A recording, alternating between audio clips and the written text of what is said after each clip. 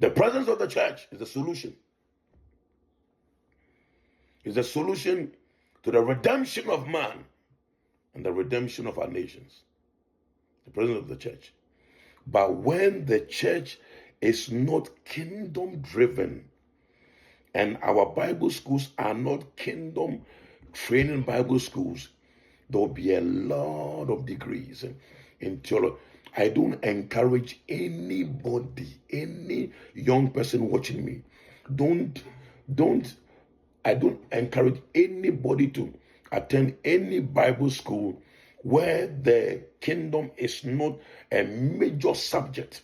Kingdom leadership, kingdom principles are not the major subject in the Bible school. You are just going to learn a bunch of trash. You're just going to waste money, waste time, waste resources. Doesn't work. It has no work. You just go out there and just keep producing religious people who are not relevant outside the church.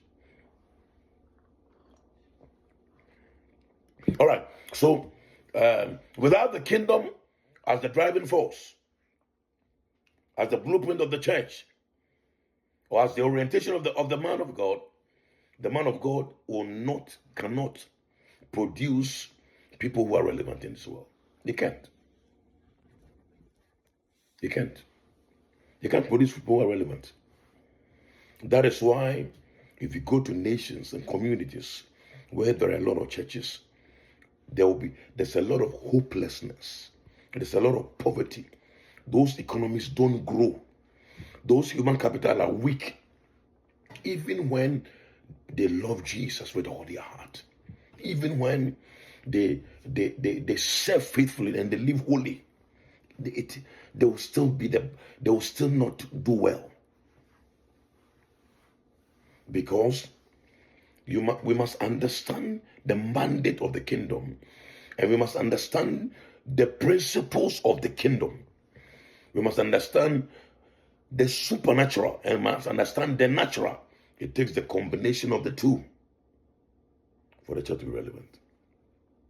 So you see a young man who loves Jesus and is actively very fire, very prayerful, very anointed, very, very deep spiritually.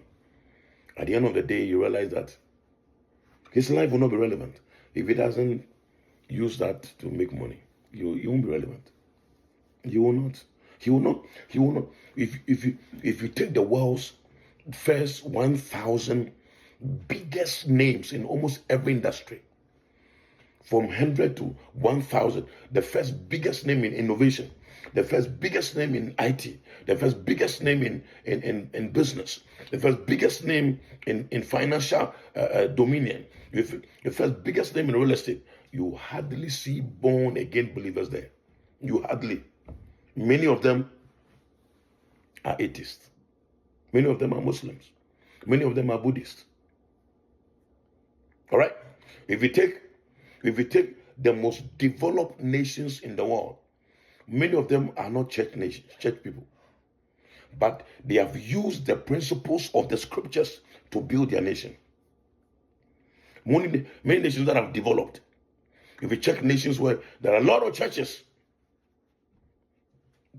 when the kingdom is not the kingdom mandate, the kingdom perspective, and the system of training and deploying kingdom leaders, and understanding laws and principles and procedures and all of that, you realize that the man is kalabazunimi rakutalias ledus kabatalia radunimi sutalia madunimi sundalia rakuta zunimi andaba. He's fire, but he's not relevant. He's dynamic, he's spiritual, he's gifted, he's prophetic, he's deep, but he's not relevant. He will not, when he doesn't understand the dynamics of how life works and how God has designed things to work, you realize that the guy is spiritual. The guy can pray for hours. The guy, even angels come and he has encounter with angels. God has revealed himself to him. But if he's a pastor, nobody will rise in his church. If they rise, they become pastors. They won't become, they won't become giants. They won't become personalities. They won't become movers and shakers of the world. They won't be people that God can trust them and use them to serve humanity and transform our nations.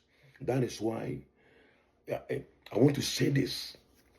Many of us are fighting hard to get positions and playing church politics to get positions in the church, in our denominations, doing all kinds of diabolic things to get positions in the church.